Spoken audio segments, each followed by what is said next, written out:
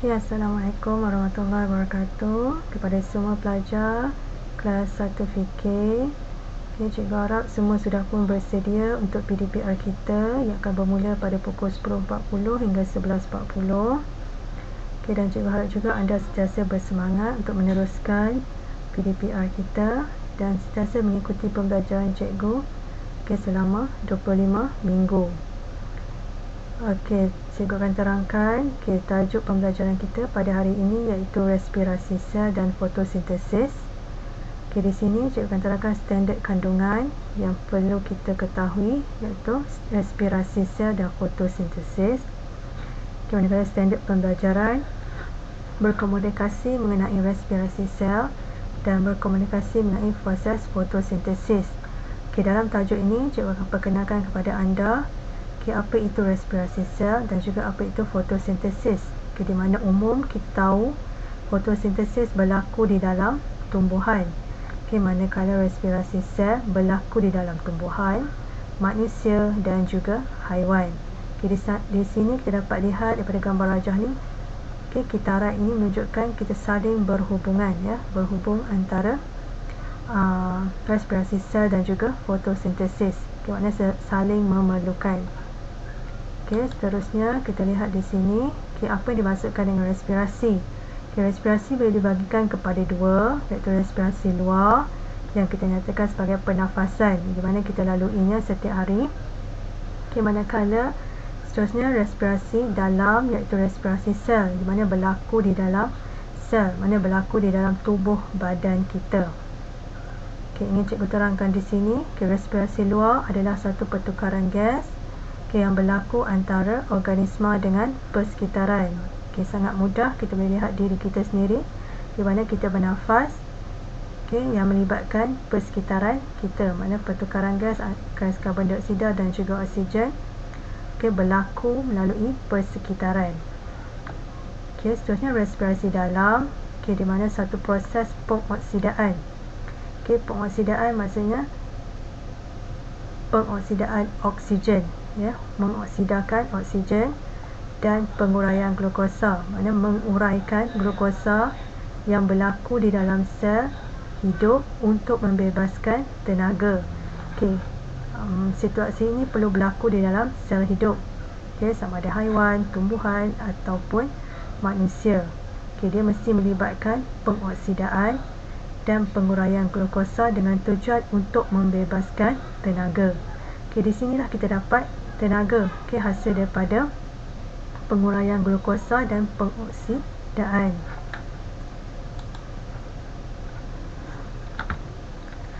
Seterusnya kita lihat di sini bagaimana respirasi sel berlaku. Proses penguraian makanan untuk membebaskan tenaga. Mana contoh kita boleh ambil diri kita sendiri, kita makan dengan tujuan untuk kita dapatkan tenaga. Tenaga yang dibebaskan kita akan gunakan untuk semua proses hidup yang berlaku dalam badan. Tenaga yang awak akan gunakan untuk kegunaan aktiviti harian. Di sini proses respirasi sel memerlukan oksigen dan glukosa dan untuk menghasilkan tenaga, karbon dioksida dan air. Secara ringkasnya anda boleh lihat di sini, di mana kita memerlukan glukosa dan oksigen untuk menghasilkan karbon dioksida, air dan tenaga. Glukosa ni kita dapat daripada hasil pemakanan kita, yang kita makan. Manakala oksigen adalah persekitaran gas udara daripada luar yang masuk ke dalam tubuh badan kita. Seterusnya kita membebaskan karbon dioksida dan karbon dioksida digunakan oleh tumbuhan. Dan kita bebaskan air dan tenaga untuk kegunaan aktiviti harian kita.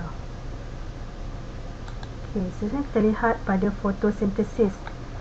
Fotosintesis hanya berlaku kepada tumbuhan hijau. Di mana tumbuhan hijau mensintesis makanan sendiri melalui fotosintesis. Di mana kita tahu tumbuhan dia boleh menghasilkan makanannya sendiri tanpa bantuan lain. bantuan lain. Okey, ini kita sebut sebagai proses fotosintesis, proses untuk menghasilkan makanan. Okey, makanan dia adalah dalam bentuk glukosa. Okey, makanan yang dibuat oleh tumbuhan, iaitu glukosa, akan ditukarkan, akan disimpankan, yang berlebihan akan disimpankan dalam bentuk kanji. Di mana kehadiran kanji ini menunjukkan bahawa fotosintesis telah pun berlaku. Apa keperluan fotosintesis? Keperluan dalam proses ini memerlukan cahaya matahari, karbon dioksida, air dan klorofil diperlukan untuk fotosintesis. Saya ulang lagi sekali. Keperluan fotosintesis adalah cahaya matahari, karbon dioksida, air dan klorofil. Boleh kita lihat di sini. Ada sebatang pokok. Di mana kita tahu tumbuhan melalui proses fotosintesis untuk menghasilkan makanan. Makanan dihasilkan dalam bentuk glukosa. Boleh saya ringkaskan di sini pada gambar rajah. Di bahagian tumbuhan hijau di sini mengandungi klorofil. Klorofil adalah bertujuan untuk memerangkap tenaga cahaya. Maknanya dalam proses fotosintesis perlu adanya cahaya, perlu adanya karbon dioksida. Di mana apa yang akan berlaku, yang akan dibebaskan adalah oksigen dan juga glukosa. Boleh diringkaskan, boleh tengok di bahagian daun di sini. Di mana karbon dioksida tambah air diperlukan dalam proses.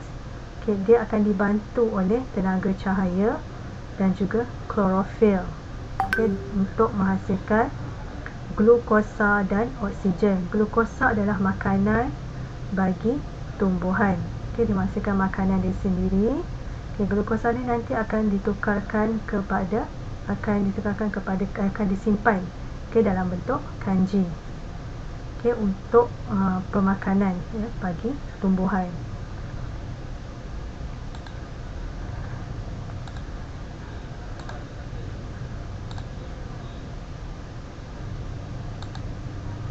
Seterusnya, cikgu harap anda dapat memahamilah pembelajaran yang cikgu terangkan tadi. Sekarang kita akan lihat sesi latihan. Untuk sesi latihan, cikgu minta buka buku teks, muka surat 65. Buat soalan praktis formatif 2.2. Nombor 1 hingga nombor 2.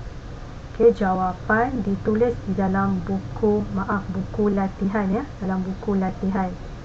Betulkan sini dalam buku latihan anda. Boleh saya terangkan sikit lah. Macam mana cara untuk anda buat. Salin soalan. Yang pertama, namakan proses yang berlaku dalam rajah di sebelah. Apakah tujuan proses ini? Awak dapat lihat di sini. Sebentuk daun. Ada karbon dioksida, ada membebaskan oksigen. Apa nama proses ini? Bermula dengan huruf F. Tujuan dia untuk apa?